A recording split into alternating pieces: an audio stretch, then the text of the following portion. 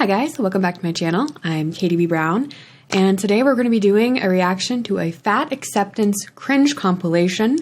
And the reason that I picked this one is that the person who posted it is called A Beanbag in a Hurry, which I believe is a reference to our girl, Amberlynn Reid.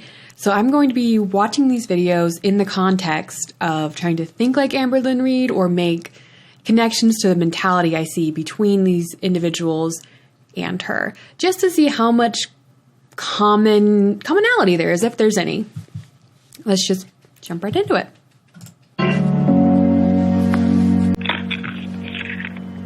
Hello? Hello, doctor. How are you? Hey, Shanae, The disrespect for doctors. Now that appears to be a trait that she and Amberlynn Reid share, if you just saw her roll her eyes so hard. What are you doing? Oh, tired, doctor, tired. I just literally got into my apartment yesterday, so I'm not going to be able to make it today to my doctor's appointment. Does he look as defeated as Becky? Minus the sports. They dress kind of alike. But I did reschedule. No. You were supposed to lose 30. Okay, not following up with doctors correctly, but just look at the face shape in this angle with this lighting. It's actually really similar to Amberlynn Reid with the heavy fat deposits on the cheek and 3 pounds by today. Mm-hmm. So I think this is just another excuse because you know you have been overeating again, and you probably haven't lost any weight. Yeah, I probably haven't lost weight.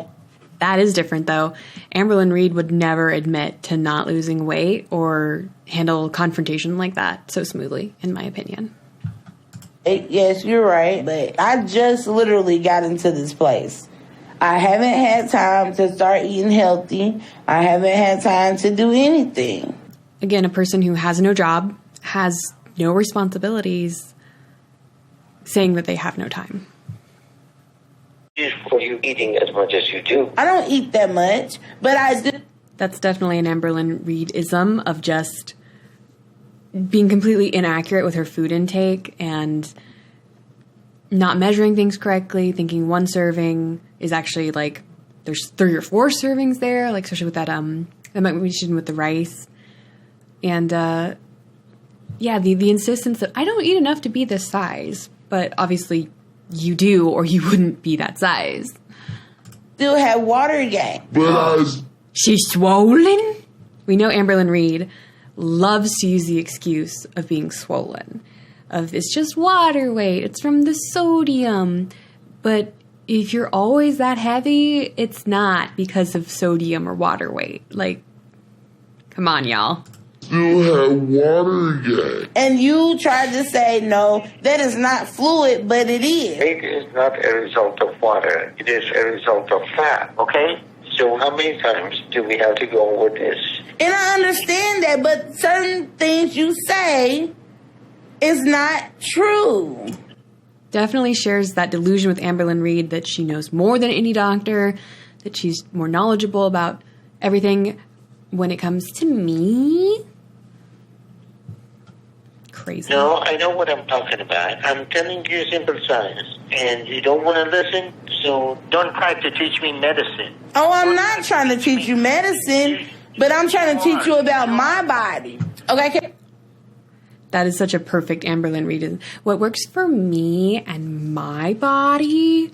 No, bitch, you're not an exception. You fit the rule of every other human. Can I ask you a question? Do you believe in God?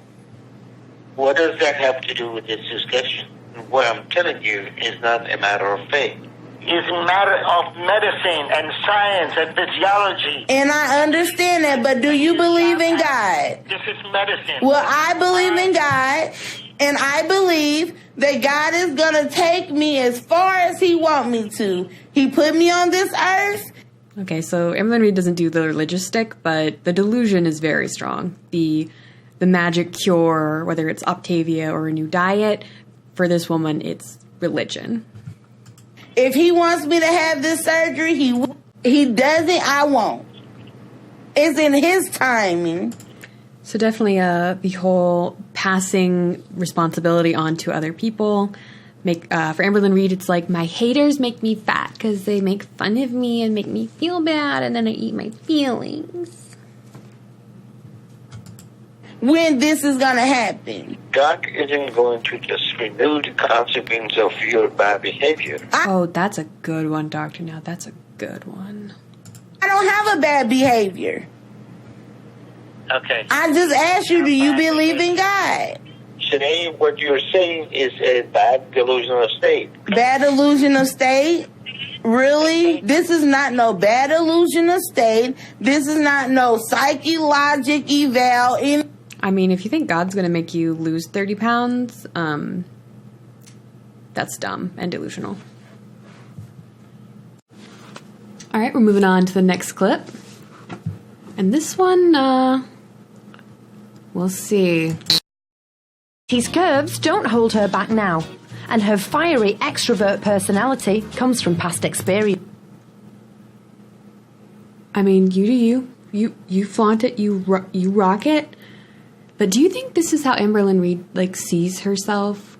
Like, bigger, but not, like, crazy big and really sexy?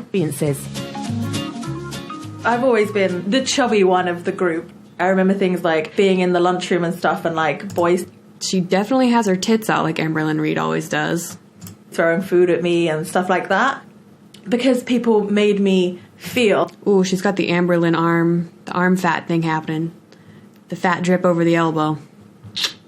like I was this huge, fat mess. I sort of lived that lifestyle. So now Katie shows off her body to the world via YouTube, actively... Oh, shit. So she too is a YouTuber exploiting her body to get views and money. So she's just leaning straight into the whole fat fetishist, straight into it. Amberlynn Reid doesn't go this far, but we also don't know what she does in her personal life. And she also doesn't have that big boobs. Now, if this lady also does mukbangs... encouraging others to be fat and proud like her. No. I want the people who bullied me to see where I am now. I make the videos that... So another very Amberlynn Reid-like mentality of, I'm doing it to show other people wrong or to prove people wrong, to prove my worth, for external validation, or to get validation from external sources instead of believing in yourself, and that belief and willpower being what actually makes you lose weight because you're doing it for yourself. If you do it for other people, it's not sustainable. Like I needed to watch when I was younger.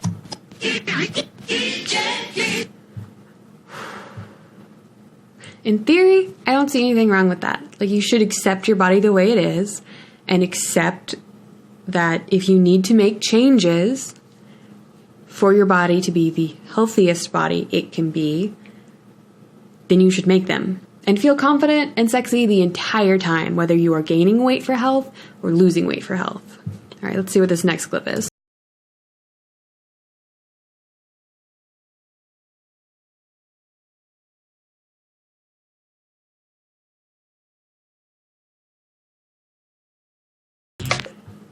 The only criticism I have about this is the placement of the sun pattern in her crotch. I don't think this should be fat cringe. People getting out and exercising, no matter what size you are, is great. So let's see. Let's skip. Oh, Dr. Phil. Two comments to make. First, I want to direct this to Miss Skinny Minnie. Which Miss Skinny Minnie? Isn't her name Mimi or Skinny Minnie? Yeah, okay, Mimi. Well, the skinniest girl up there. Anyways. That's not okay either. You shouldn't shame other people just because you don't have, or you feel like you are excluded from normal body standards. You shouldn't pick on somebody who happens to be on the other end of the spectrum and be very, very thin. She made a comment that you have to have a lot of willingness and motivation to be skinny. I was quoting Dr. Kelly Brownell of Yale. That's what he said. I don't care who you was quoting. You said it, own it. I agree with him, absolutely. Okay, good. But I'm a plus-size model. I am willing and motivated to wake up every day to keep these curves. I don't want to wake up and look like you and be confused and quoting everybody. Why don't Wow, talk about some projection right there. I haven't seen Amberlynn Reid do this specifically, like this idea that if you're skinny, you're not fulfilled, or you don't know who you are, you're just like mindlessly conforming. But if you're waking up and you're working hard to keep those curves, all that means is that you're eating a lot more calories than you should. I mean, Amberlynn Reid has to definitely work hard to maintain her body size. The sheer amount of calories she has to be taking in, you have to be constantly eating calorically dense foods. You don't get that way on salads or fruits, balanced meal proportions. you say what you have to say and stand up for what you believe? Oh, I was just tagging on to she was talking about the same Yale Center. So. Okay, but let me ask you a question while you're standing up. Why is it okay for you to call her skinny mini? Good on you, But it's Phil. not okay for her to comment about someone's size that's larger. Well, I don't know her name. So, okay.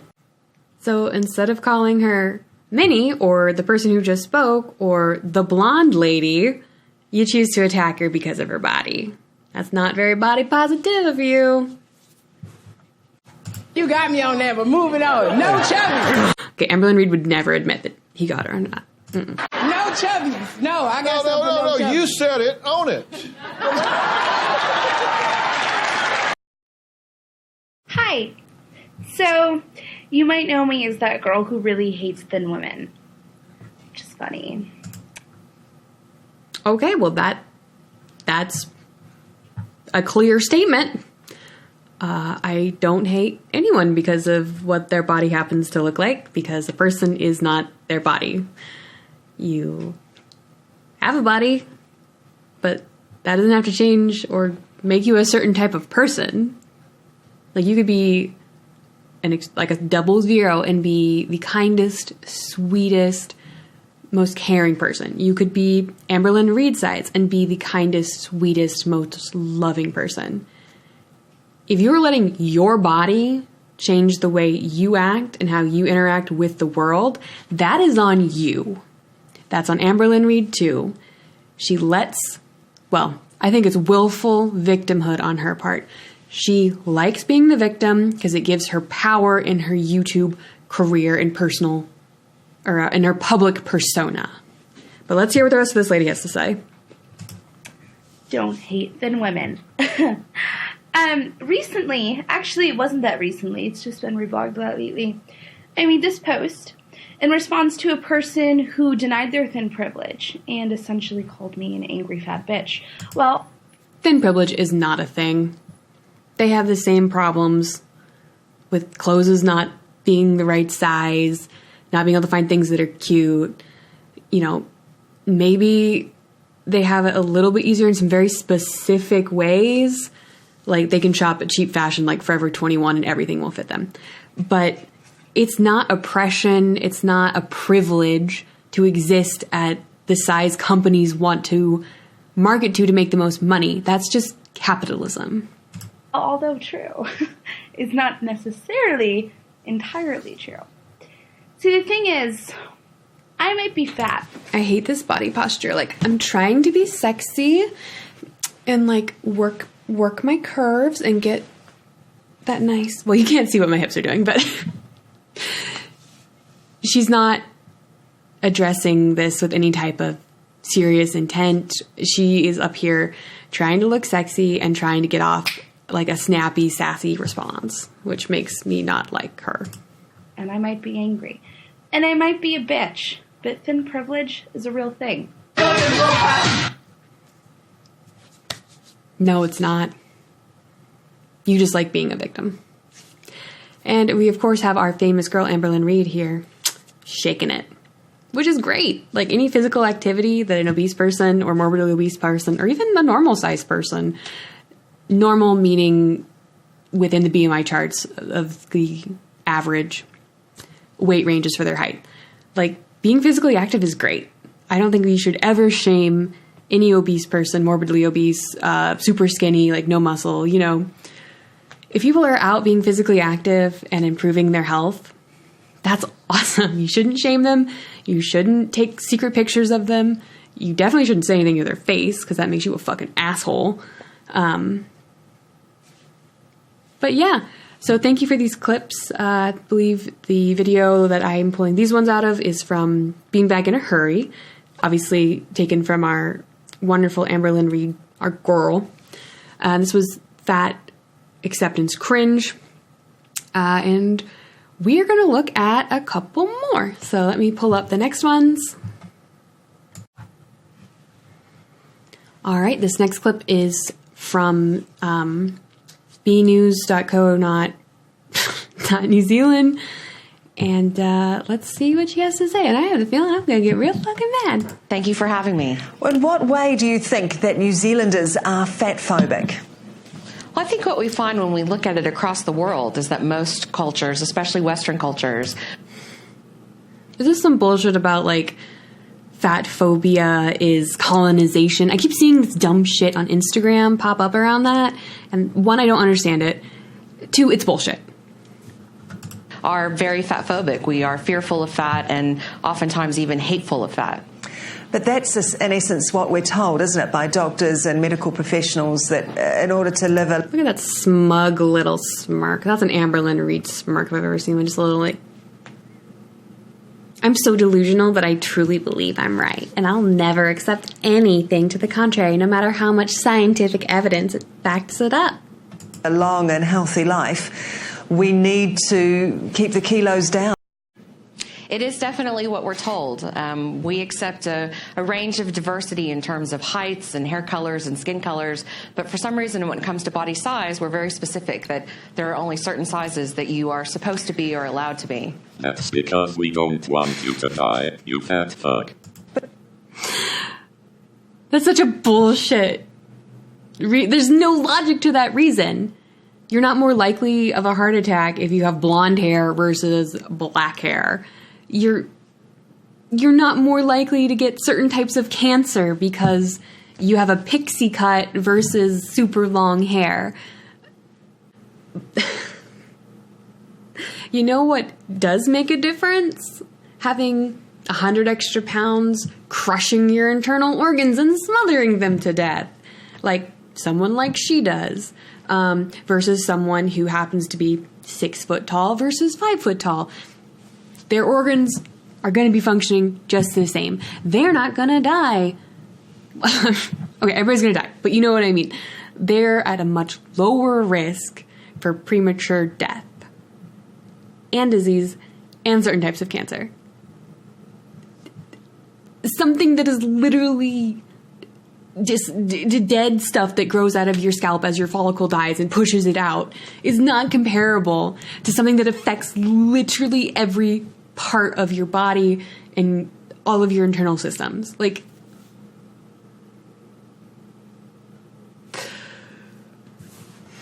but that's sort of more perhaps an issue of what's socially, supposedly accepted in terms of a person's size or a person's figure, particularly with women. There is very much a health issue, though, that is attached to it as well. Would you accept that? What I understand from the literature that I've looked... God, did she read a bunch of fucking fake studies on Facebook? Next thing we're going to know, she's going to be an anti-vaxxer and a flat earther, because that all the bullshit starts on Facebook. Rachel, is that except at statistical extremes, weight is not a good predictor of health. One, funny. Cookbooks, very funny. Weight is a great... Oh my God. Okay, so in Eric's vlog where it was Amberlynn's birthday that went up recently, and she was standing next to him, looking at them, even if you knew nothing about Amberlynn Reid and Ricky, who would you say is the healthier person? Is the one that can move without wheezing and without being in agony and, can stand for hours at a time to prepare for a birthday party? Is it the one who actually, it looks, literally just looks healthy? A healthy weight, healthy energy level. He might be annoying. Mostly I find him boring. But it's easy to look at somebody who's 100 pounds overweight and say, that's not good for your joints. Universally, it's easy to say because gravity exists. And your joints are affected by gravity. I think that if we want to talk about health, we can talk about health, and I think it is important, but I don't think weight is a good proxy to do. Okay, let's talk about how you think that overweight people suffer discrimination here. In what ways do they? Well, I think that the ways that fat people experience with prejudice and discrimination are quite varied across populations and across even individual fat people, maybe across their lifetimes. One thing that... So there's nothing societal, unifying, or... it's just a bunch of stupid people with their feelings hurt because they can't accept reality. Okay. Being discriminated against is... so I don't have any room to speak on it because I am white, but compared to the discrimination that African Americans and Latinos are facing in the United States where I am, or historically pretty much anywhere in the fucking world, to someone not liking not being able to buy clothes at Forever 21.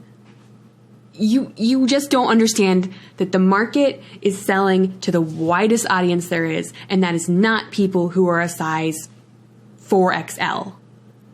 Understand capitalism. Is of note is that it's not illegal to discriminate against people based on their size. So, and yet you can't name any specific things that would count as discrimination other than hurt feelings. I mean, if you're applying for a construction work job and you're 500 pounds and can't walk, yeah, you're not going to get it. So it's a legal form of discrimination. Okay, if we do, though, accept overweight as being a condition that's acceptable, the real implications are there for... So if it's acceptable to be as overweight as you want, and you believe in the whole weight is no indicator of health, is it okay to pull a Chantal Marie Foodie Beauty and look like you're setting yourself up to claim disability in the upcoming year because, oh, I ate myself so fat, no piggy, so round. And I had to use a scooter, but then, oh no, I didn't. I toughed it out. If you believe health in every size and that being fat or clinically obese or super morbidly obese is not an indicator of health and has no negative effects on the body, should anyone be able to pull disability because they are too fat to work? I'm just asking. Health issues, though, because when you accept something, that's almost to say that it's okay. Now, I accept that it's okay to be to carry a few extra kilos, but our doctors will always tell us, and our health professionals will say, you can't. The implications of, as they say, heart attack, fat, the implications on cholesterol levels are vast. So if you accept that someone is overweight and that's okay, then aren't you also accepting that, there are going to be some very real health implications here as well? Well, I think that there's actually not as strong of consensus about the relationship between being... Show me the studies. Show me the study of the studies. Or shut the fuck up because your feelings are hurt. I might have to move on to the next clip. This woman is pissing me the fuck off. Because you know what? I was clinically morbidly obese class 2. That's in my medical records because I was 265 pounds at my heaviest recorded. I was probably even higher than that at some point, but that's the highest I have recorded because I didn't have a scale and I refused to weigh myself except at the doctor. And you know what happened at my last checkup? After I'd already developed diabetes and having to drastically lose weight and change my life so that I didn't get put on insulin, you know what happened when I dropped from where I was into the technically clinically overweight area? And she told me, you have more to lose, but this is a huge step in saving your life long term and making sure that the end of your life is not a hellish landscape of agony, pain, and all the fucked up shit that comes with being overweight and the damage it does to pretty much all of your systems.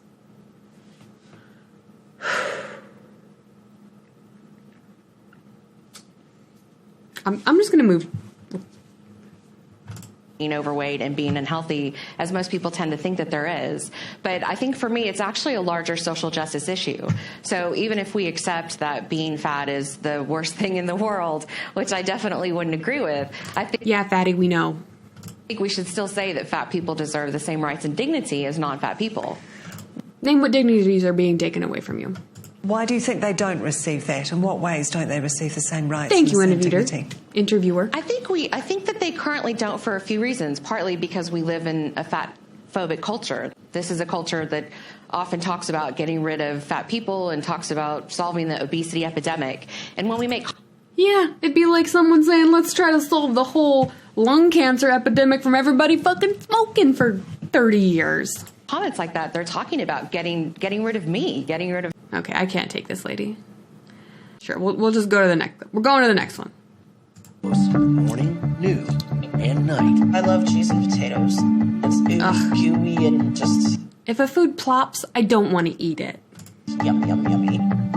Each and every day, Kelly eats a minimum of 8 potatoes and 4 cups of cheese, amounting to a whopping 8,000 calories and 176 grams of fat a day.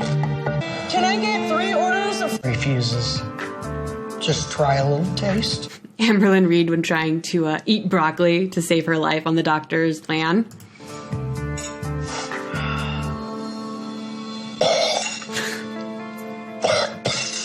I can't. I mean, I don't like Brussels sprouts either, but... These people just like being dramatic. You put a camera on these people, put a camera on Amberlynn Reid, Chantal Marie, Foodie Beauty, whatever she's calling herself right now, and they just love acting fucking crazy for the attention. But like, what the fuck? You feed these people an audience and monetize it and make money off of it to hurt their bodies or to just act a fool. I love the word fat. If you say I'm fat, I'm not offended by that. Good. Fat to me is a description. I'm proud to be fat. Julia. I mean, I'm not proud to be fat, but it's literally just a word. Ann Wojtaszek has come a long way.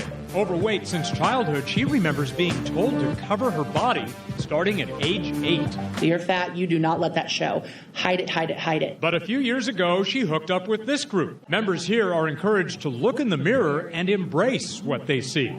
At first, it was so uncomfortable. And 6 months later, I'm like, yeah. Instead of weigh-ins, NAFA has yay-ins.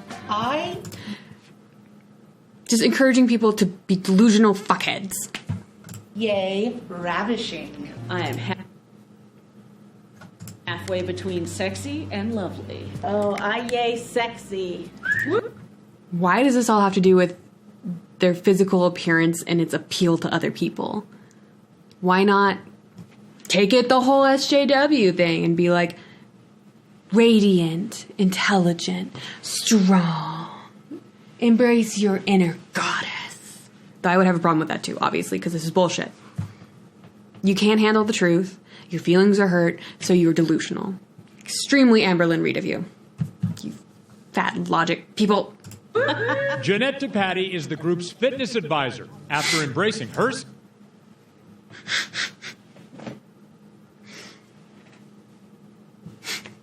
size, she became a fitness instructor.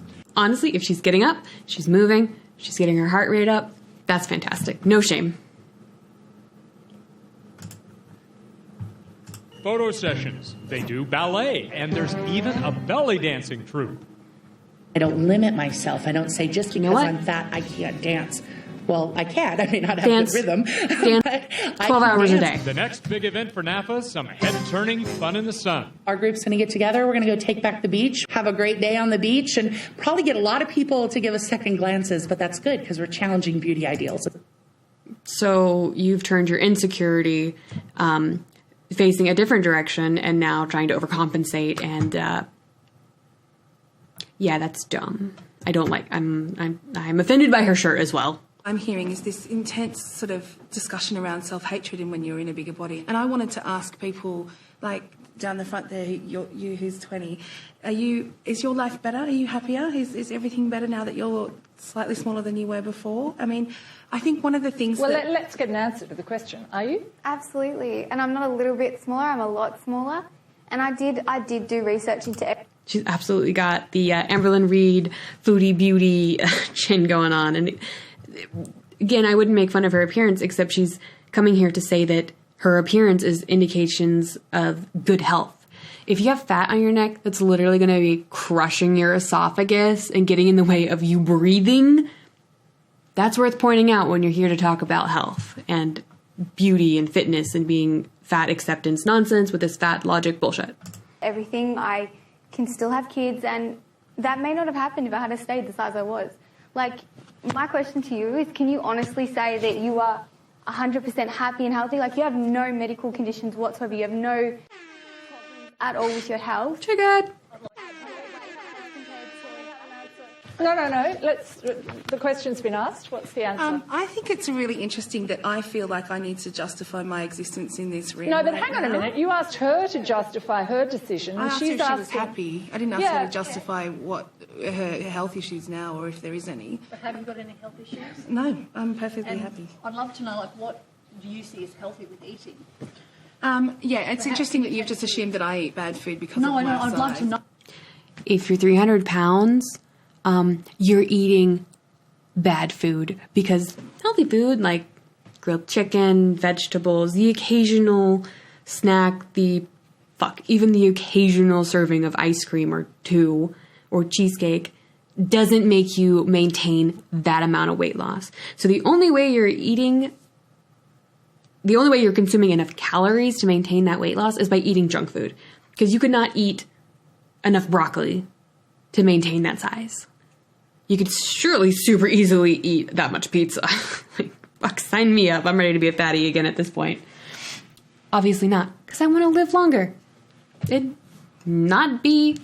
No, because if you're really healthy, if you have any joint issues, or so you're completely... I swim 2.5 kilometres a day. I walk, I exercise all the time. I am in a synchronized swimming team.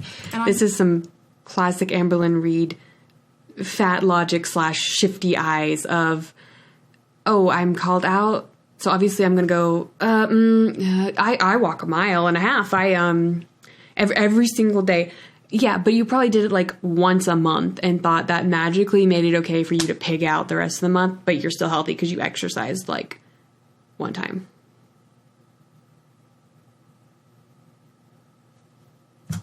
Really resent the fact that I have to actually justify my existence and my ability to live in the world in a bigger body. Hey, you're the one who started this catty shit and came after some other girl's life decisions. I think this is very justified.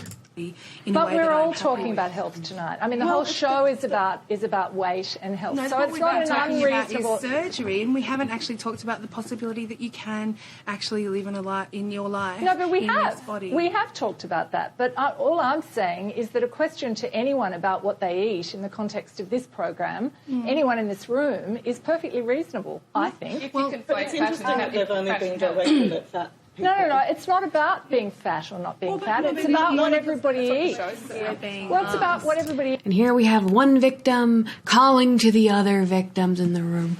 Please come and join my cause. Even though we have no valid points to say, we're just going to whine and cry about our feelings being hurt because we can't handle the fact that we're fat. And we feel bad about it. Even though we say we don't. Because if you really didn't, you would be happy to answer all of these questions very truthfully. Including, yeah, I have joint pain. That's why I have to swim instead of like jog on a treadmill. Because that would be murder on my joints. And that's totally fine. Like, if that's where you need to start to work out, that's where you should start. You should do things that are safe for your body at whatever size, underweight or overweight, that is suited for your body and your body needs. And cleared by medical professionals. Under the supervisor of a training if you're at either extreme end of the spectrum of weight. It is an issue. And if we put the armrest down, this is a challenge. Now, you say, Michael, that people that are large should buy more than one seat. Correct. All They right? should. And you guys think this is unreasonable to expect you to fit in comfortably, correct? Yes. Will you come sit in this seat? Oh my God, this is totally like Amberlynn Reid making a huge fuss about, I can't go to the movies because, well, I totally fit in a seat. I totally fit in a seat, but I just need the armrest up. That means you don't fit in the seat. And you know why? Because people want to make money. Corporations, flights, buses, whatever, movie theaters, they want to put as many people in, so they have worked with the industry standard of what a standard body range is. Do you think people who are like 6'5" and muscle builders sit in those chairs and are comfortable? No, because it's not made for the extreme outliers. It's made to be the most mass marketable. It's capitalism. It's not discrimination or persecution. Lose weight. Or buy 2 seats. Fuck. Do it. Right here? Okay. Ooh, that's really tight. Yeah, see, that's going to be really uncomfortable. This was even tighter than the one I flew out here on. Yeah? And yeah. And if you and I are next to each other, then I got to go like this to get away from your shoulders. we got a real problem, girl, or we're going to need to get to know each other really well. Intimate. Particularly if we're headed for Tokyo. Oh, boy. or somewhere. Now, but what is... Because at this point, you paid for 1 seat, but you're taking up 1 1/4 seats. You are stealing the space that he paid for. If you were the woman on the left, or an overweight man, let's not be like pretending this is just women, and you are making somebody else uncomfortable by being in their space that they paid the same amount that you paid for, that makes you a fucking asshole, and you should have to buy 2 seats. Here's the answer for this. This is what people have built. This is a problem. Look at this. Can you tell me that this is safe and comfortable for me to sit like this? And then I have to have seatbelt extenders to get this seatbelt? Yeah, a seatbelt extender. Because you're fat. Do you want to become a projectile if this bus crashes or this plane crashes? You did this to yourself. It's not discrimination. I'm going to be uncomfortable like this. Were you comfortable being like a can of biscuits, ready to pop out of those armchairs? Fastened to this seatbelt, and the more pieces you put in there, the less safe it becomes. Do you think you're safer in a single seat belt, like squished between those chairs where you're not even like fully contacting with the bottom of the seat? You're endangering other people either way. Like, but that seatbelt is going to be fine with an extender. You know why? Because airplane companies, flight companies, they don't want to be sued. It's not comfortable. This is poking in my back. This thing here is poking in my hip. Okay, that's really mean. More like, why didn't you buy a first class plane ticket where the seats are bigger and you'd have more room and be comfortable? Sounds like you just make bad decisions and blame them on other people. Very much like Amberlynn Reid. It's not comfortable. And it's not safe. Final comment. I want to agree with you that we have to take personal responsibility, which means we have to make healthful life decisions forever, and we have to read labels, and that means industry has to be truthful about what's in the food and the risk associated with the food. Let's make the environment healthy so we can make healthier choices, and guess what? We owe it to children to have a chance to grow up healthy, which means pre-pregnancy to age 5. Let's get that generation healthy. I believe that we come in all sizes. Obviously, we can see that by the audience here.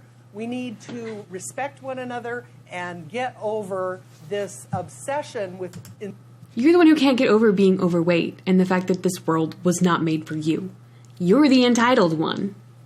This is very Amberlynn Reid, so just like, I'm entitled to attention when I want it. When I don't want it, I'm entitled to fail as many times as I want, to make fake rape allegations and continuously misgender someone.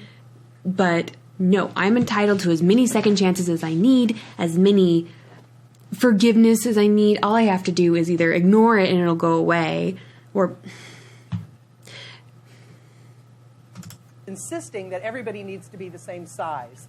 We We don't. No one needs to be the same size. But there's a hell of a lot of difference and room for body individuality and how you store fat, whether you're like a pear or an apple or whatever, between like a size 0 and a size 12 to 14. Like, I'm a size 12 to 14, and I am definitely not skinny. Like, I'm fat. I've still got a double chin and lots of extra rolls. But, you know, I'm working on it. I'm 5'7". I'm dealing with my shit. But this is like saying that, oh, if you aren't a Playboy bunny, oh, then the world discriminates against you. No, you're on an extreme end of a scale. Anything is going to be an extreme end of the scale. Like, if a woman is 6'6", like, she's going to have a hard time finding clothes that fit. Difference is, she can't change that. You can change that. We don't all need to be the same size. Thin does not equal health, and fat does not equal disease. Show me the study. The study of the studies. Otherwise, you're just have hurt feelings and you're an asshole. I'm 62 years old. You won't make it 63. I'm not on any medication. I'm not saying that every... Really, Jan? Because you're delusional as fuck. When's the last time you went to the doctor? When's the next time you got a comprehensive blood and pee test? Because you ain't healthy. Everything is perfect in my life, but I've been fat all my life, and I've made it to 62 without having to be on any medications or any things. I'm not dying because of my fat. All right, 30 seconds. Again, we are not hating fat people. We hate fat behavior. And everybody out there, if you are large, okay, and you want to do something about it and feel good and feel sexy, there's nothing wrong with feeling sexy and being healthy. We will help you, and that's the thing. You can set yourself free. You are making the choice to stay large. Exactly. It is a choice that you need to take personal responsibility for. Because you are the only one to blame. I mean, there are some studies and such about, like, people in poverty having a lot harder time maintaining healthy weight because food that's really bad for you or high in salt and all the stuff that is calorically dense is cheap. So there's an argument to be made there about how wealth affects health, but around weight. But the vast majority of these people, if you can afford to fly out to Dr. Phil or make airplane trips enough that you are butthurt about it, like, you're probably fine and you can pay for some nice quality chicken breast and shit. Like, this is a personal choice. All right, this last clip is from a documentary I'm about 2/3 of the way through, but I really was seeing some similarities to Amberlynn Reid. I'm not going to cover all of the documentary, obviously. We'd be here for like 3 hours. But this specific person's kind of story I do want to focus on because I see a lot of similarities between Amberlynn Reid and even Foodie Beauty, Chantal Marie, and how fat logic and fat acceptance has kind of strengthened their delusion to a truly scary point. So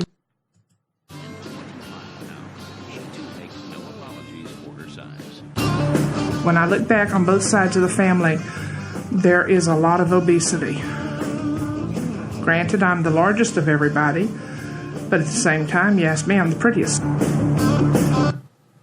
Delusion, justification, an unwillingness to face reality. And yeah, obesity runs in the family, but it's not genetic. It's learned behavior around food. Me growing up, I saw my dad eat 3 or 4 donuts for breakfast. Often. So what did I do as a sprightly little 12-year-old? Just joking, I was fat.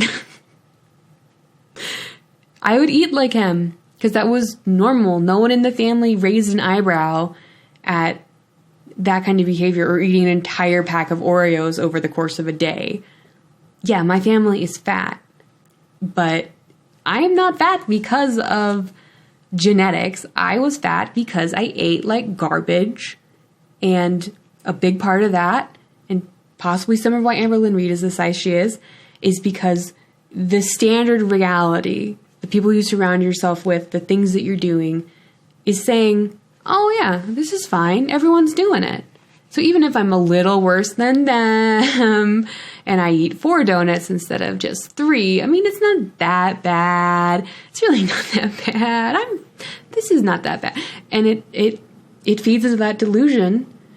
And I think it's going to be very interesting now that Ricky and Eric have both lost significant weight and are eating better, and Becky is eating better. It's just going to put a harsher and harsher spotlight on Amberlynn Reid's excess with food. Do I think it would work for all of them to call her out all the time when she's stuffing down an entire box of chocolate donuts or whatever, orange chicken? I don't know if it would make a difference. I don't know if it would be safe for any of them because she's extremely, in my opinion, she's quite emotionally manipulative and abusive. Not physically, because then they could just stand up and walk away. But I do think she has her hooks into all of them, and that's why none of them have simply walked away. But anyway, back to America's fattest city. The standard measurement used for obesity is the body mass index, or BMI, a calculation of a person's weight in kilograms divided by the square of their height in meters. A healthy BMI should be between 19 and 24.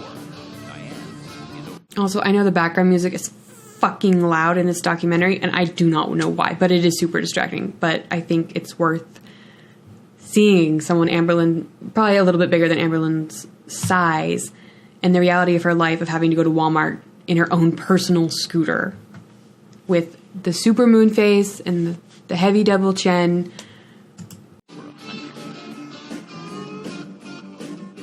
that puts her in the super morbidly. And do you think this is Becky? In like 5 or 6 years? Probably. I mean, she already doubtlessly has to help Amberlynn Reid put her shoes on. And this woman definitely appears like she might have some kind of fluid buildup in her stomach. Or it's an excessive apron. She's having to hold it up for this guy to put her shoes on without it smacking him in the head. Obese class. She can no longer walk and needs constant attention from her home health lead. And that is something I do believe she shares with Amberlynn Reid, and it's kind of one of the things that made me want to talk about this specific clip, is that it's not what you think of when somebody is needs care to the extent where they need a full-time nurse or help, but you think of those people as being really ashamed and wanting to keep that kind of secret, that they can't do things for themselves anymore, that they need help wiping their ass and cleaning their folds. Like you think of people who are like that as very ashamed of it, even though it's reality. And I don't think they should be ashamed of it. It's a medical process that they need to do to maintain their health, because a bacterial infection or there's a commonality of like flesh-eating bacteria growing in folds if they're not properly cared for.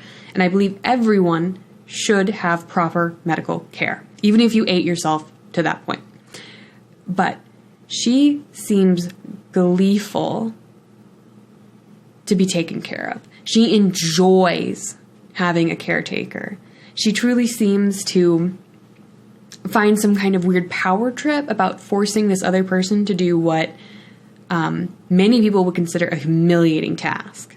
And I feel like Amberlynn Reid is very much the same. She enjoys having to make Becky go do stuff for her and take her to Walmart because it's proof of her ability to control Becky and to have power when she herself probably feels a little powerless about her weight. And that's one of the reasons I don't think she'll ever lose enough weight to rejoin the workforce or something like that. She likes being taken care of. She likes the 24/7 constant attention. And that's why when Becky visits her family for a couple days, Amberlynn Reid will have a mental breakdown and a crisis guaranteed. She just does. Because she can't handle not having someone constantly meet her emotional and physical needs.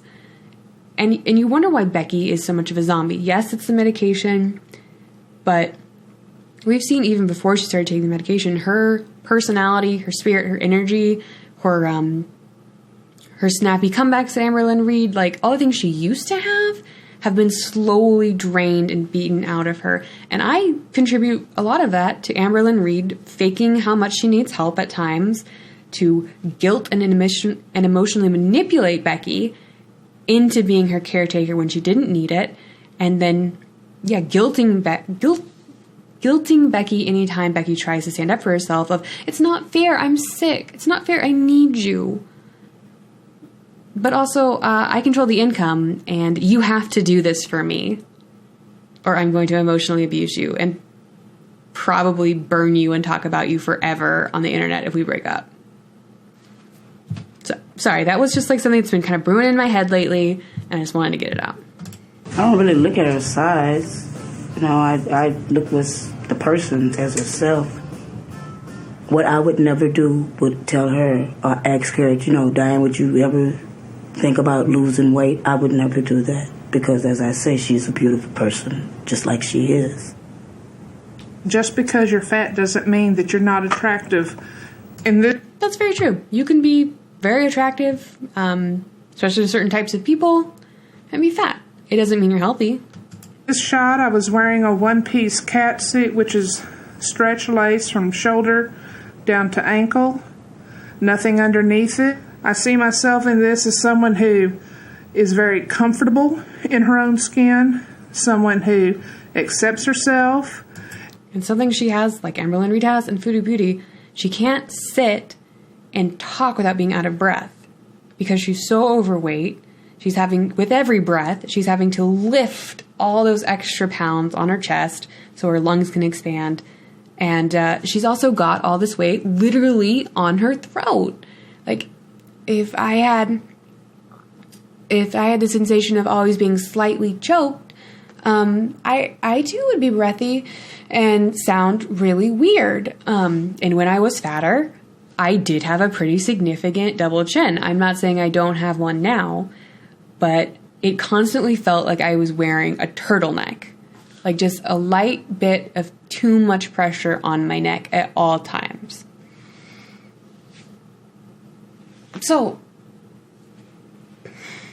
lose the weight, you'll feel better. And makes no apologies to anybody, and also accepts the fact that, yes, she can be sensual.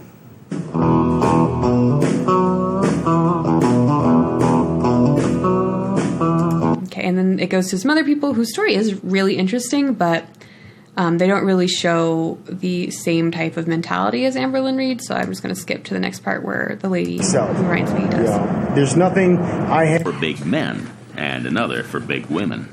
In Texas, it seems that men of size, it's hunky-dory. It's okay. They're chunky, they're muscular. I mean, how many fat men do you see with rolls of fat in their muscles? Their beer bellies hanging over their pants because they can't pull their pants up. Very judgmental for a 500-pound woman, which is also very like Amberlynn Reid, where she feels like it's okay to critique other people's bodies or just make comments about haircuts like she does with Becky. And even like when she made fun of and mocked that girl who was slightly bigger than her at a restaurant back when she was like 430, 450. When you feel bad about yourself and you're judging yourself or overcompensating for that tiny seed of truth about things not being right, you attack you attack other people. For men, it's acceptable to be fat. Women, it's not.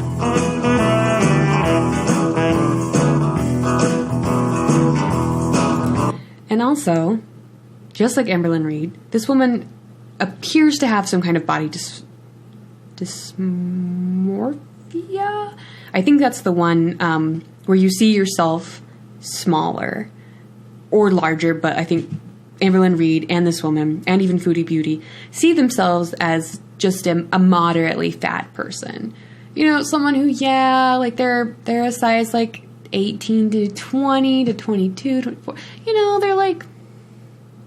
They're heavy, but it's not enough to make them super stand out in a crowd anymore. Like all these people seem definitely like they need to lose weight for their health, especially in Texas where it's so fucking hot.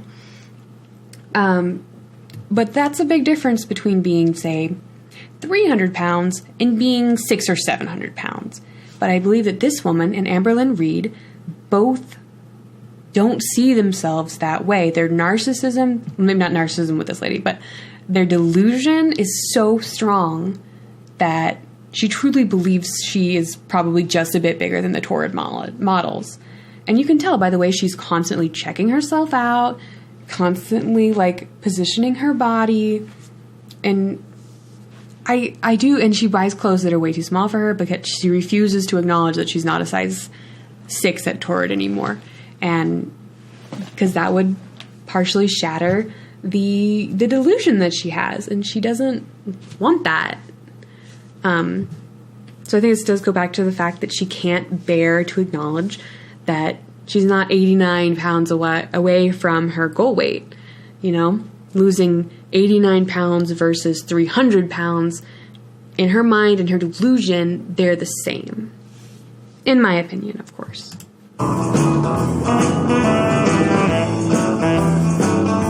Diane is meeting her friend Kathy. It's an opportunity to bemoan the unfair judgment she gets. Hi, how you ladies doing today? Yeah. Fine. Good. I got some chips and salsa here for you. I look in the mirror, and there's nothing wrong with who I am or what I look like, if you open your mind. It's the tunnel vision-minded person who can't accept me because I know that I dress well for what I... Dead. I do like her friend's hat, though. I know that's... I don't really have good... Okay, never mind. You can see it's the victim mentality again of people aren't accepting me as I want to be accepted. People aren't treating me how I want them to treat me versus how is reasonable to treat me. For what's available in my size, I feel like I look good, and if I feel good in what I'm wearing, I know I'm presenting myself well. Part of it also goes back to if you feel good, you're going to look good. And if you're smiling with a happy face, you don't look your age, but if you're real sad and got the mully grubs, you age yourself. Mully grubs. So many of the gentlemen I've met through the personals and that sincerely seem to think I should be just grateful to go out on a date. They seem to think that because of... I can't speak to this because I'm gay, but that sounds to me just like the average dating app kind of experience. Or if you deviate from the norm in any way, or just exist, there are going to be people who think they're God and they're God's gift to you. Of my size, I'm willing to be treated any which way or willing to do anything. I mean, just because I'm large... And one of the things just physically that we see that's very similar is she first has a double chin, but the thing that stood out to me is she has the weird, I don't mean weird in like an ableist way, but she has a strange humpback effect because of her weight, which Amberlynn Reid, it definitely seems like it's gotten worse over the last year. And it goes past, besides being like me, I have like a bony bump right there. I think it's called like the fisherman's hook. Because we're all supposedly from cultures that spend a lot of time like looking down and fishing. That could be bullshit, but I read it somewhere and I thought it was funny. This looks unhealthy. It looks like it's literally pushing your head forward and it's scary. Doesn't mean I don't have morals. I don't have feelings. And I wish, that they would take that into consideration. We're human too. That's true. There are a lot of men that just are predators. Yes.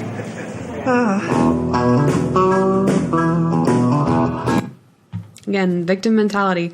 And I'd like to see if she's willing to date someone that is her size, with her mobility issues, who needs full-time care. Maybe not full-time care, but needs medical care. Because then I think she might be changing her tune a little bit about what people should and shouldn't accept. We'll cook it for another 30 minutes. Let the cheese melt on it. In Texas, everything revolves around eating. You are not a Texan unless you love barbecue. You must be... A half a cup of cheese is like 250 calories added to that, and it already looks laden. And this is very Amberlynn Reid-like in the fact that even when she chooses to cook, she just cooks wrong to be healthy. And she makes these little food choices that add up very quickly. Because cheese, you don't really think much about it. You're like, oh, serving size is a quarter a cup for like 110 calories for some cheddar. I mean, you take some and you're like, oh, that's got to be like only a quarter of a cup. And you're like, but that doesn't look like any cheese. Like, I need more cheese. Well, okay, I'll just guesstimate another handful. And then you've added like a cup of cheese easy. And that shit can take you from being on track for the day to way off track in like an instant. A beef eater. You have to love food, period. Be it Italian, Chinese, Mexican, everything revolves around eating. Everywhere does. Holidays, you eat. Family coming into town, you eat out. Celebrating a birthday, you eat out and eat dessert. Celebrating a promotion, you go out to lunch with your coworkers that is just our culture. And you can make healthy choices at any of those settings. You can choose to have, the grilled chicken or the pulled chicken or pulled pork at a restaurant and the collard greens and a side salad at a barbecue place. I live somewhere where barbecue is a huge deal. And I can go there and eat pretty much keto, which is low carb, high fat, high protein, which is my eating protocol. I don't really call it a diet because it's a lifestyle, but I feel like lifestyle has been kind of perverted to the point of that doesn't mean anything anymore. So for me, it's an eating protocol. I follow the rules of how I've chosen to eat to lose weight. The documentary is really good if you can stand the super loud background music for a good chunk of it. It follows quite a few interesting story threads through the length of it. Some that'll infuriate you, some that'll actually make you feel kind of like, there's hope. I no longer could swallow, and that's when we found out the surgery was very drastically wrong. I had to have 5 corrective surgeries. I now weighed 404 pounds. I lost 150 in 10 months. I no longer could swallow, and that's when we found out the surgery was very drastically wrong. I had to have 5 corrective surgeries. I now have lifetime complications, which there are no answers for. And now here I am 15 years later, 240 pounds more than I had been. I've been there, I've done that, and I burned the t-shirt. I don't want to go there again. I will not go there again. Diane gets upset. And it's that mentality of, because I lost weight and things went wrong, I am scared to try again. And we see that with Amberlynn Reid when she talks about how she lost the famous 89 lbs, but she did it in such an unhealthy way with an unhealthy mindset that she gained a lot more. And so she kind of has that fear that, if I lose weight, I'll gain a lot. All the while steadily gaining because of her delusion. When people make suggestions about her losing weight. Pressure to me is like on my birthday when my family handed me a cutout from the newspaper, an ad to have weight loss surgery, and told me that was my gift. Yeah, they want to save your life. I can't take it anymore. I've already tried to change my life to suit y'all. Now we have some Chantal Marie, some Foodie Beauty showing back up with the CPAP mask.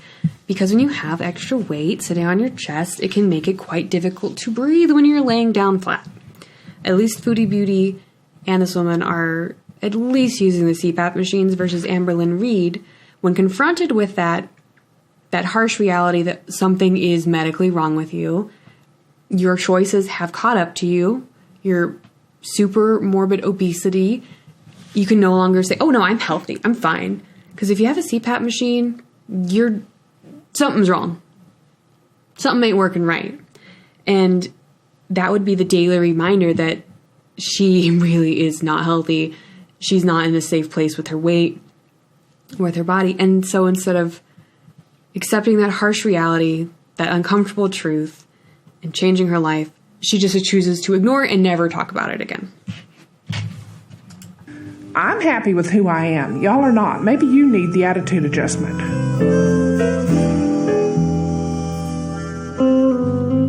Holy shit, that poor woman. I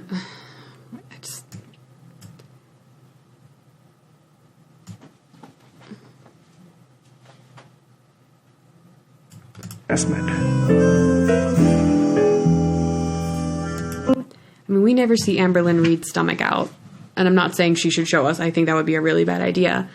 But getting to see someone with the excessive stomach apron that looks... I'm not a medical professional, but that looks terrifying to me. And the fact she has to have a towel under it to keep it dry through the night from sweat is also kind of terrifying. But that's the reality, that if you don't do that, your risk of infection definitely goes up, or contracting infection. But you see the stomach and you see how damaged the skin is, how thin it is from growing, how the pores are stretched out. Like, if no other sign, if your skin looks like this, that should be a wake-up call.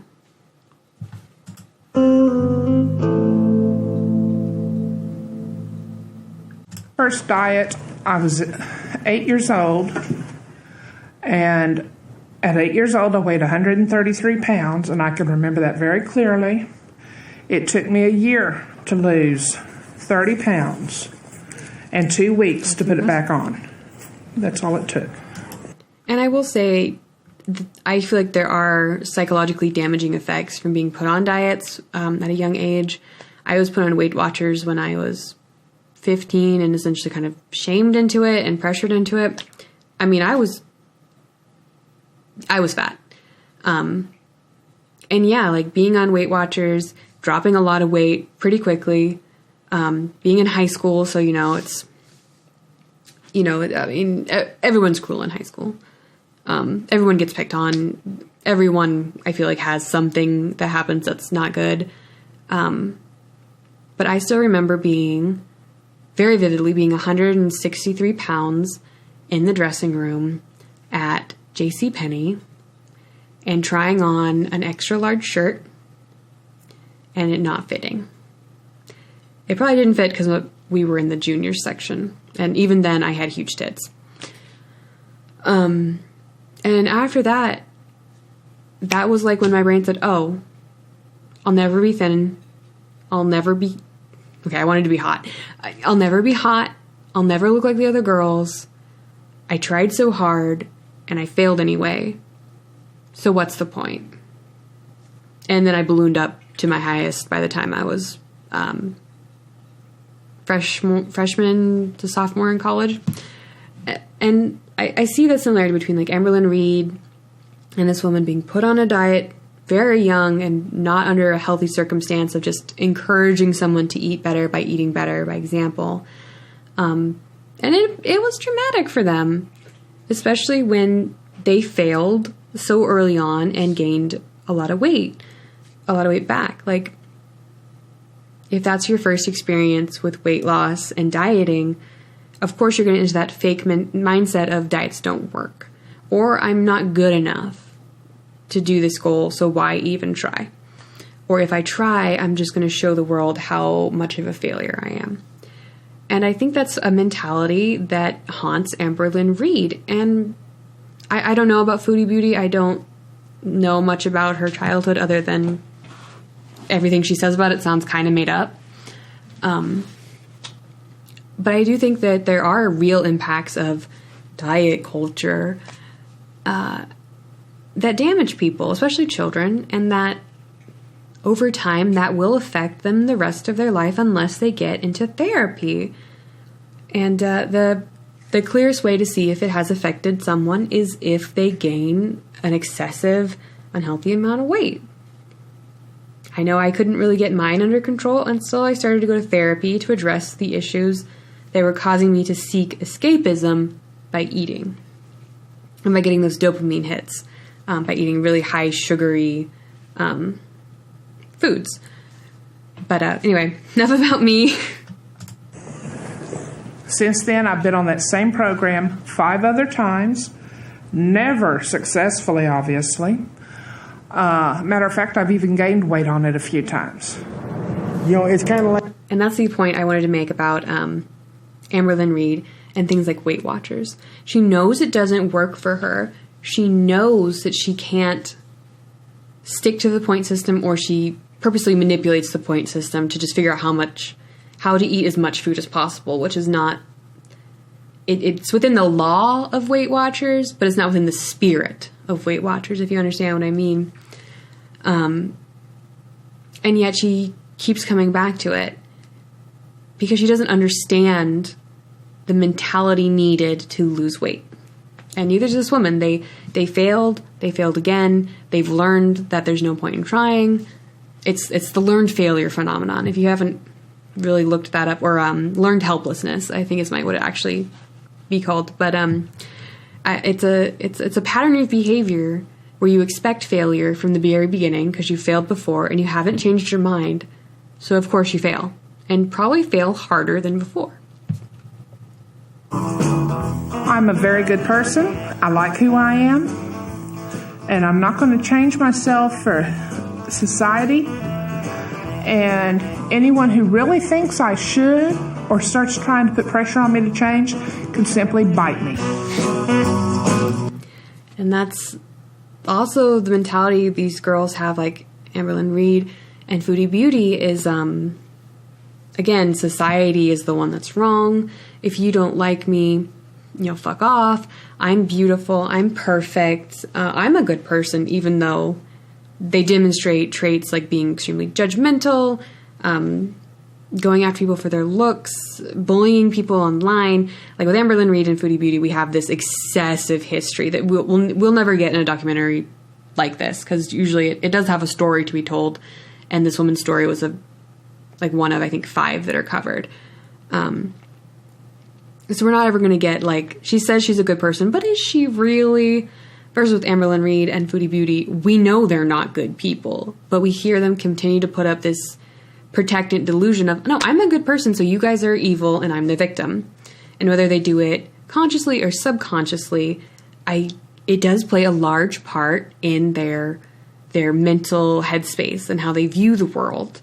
And I think it's just fascinating how the people who end up in these situations have these similar markers, these similar ways of looking at the world, looking at themselves, and exploiting their bodies and their situations while claiming to be the victim, but also claiming there's nothing wrong with them, even when they're obviously very unwell, mentally and physically, and that they kind of use and abuse the people in their lives as a power trip about needing care. Chantal doesn't do that as much because I don't think BB gives a fuck.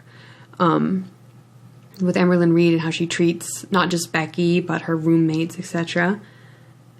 And I think it just was very interesting to me, so I hope you guys have found this video to be interesting. I know it's super long and kind of all over the place, but I just have been having a lot of these thoughts and wanted to share them with you guys, and of course hear what you think. Am I right? Am I totally wrong? Do you guys have any opinions on other behavioral characteristics you see between people of this, that is shared between people of this size? And of course, if you like this and the longer form of video, I would love to know in a comment or thumbs up or whatever, because I really enjoyed this kind of longer content about the fat phobia, fat logic, the mindsets, and just kind of pointing stuff out. So I really hope you enjoyed, because I'd love to make more of these for you. And have a good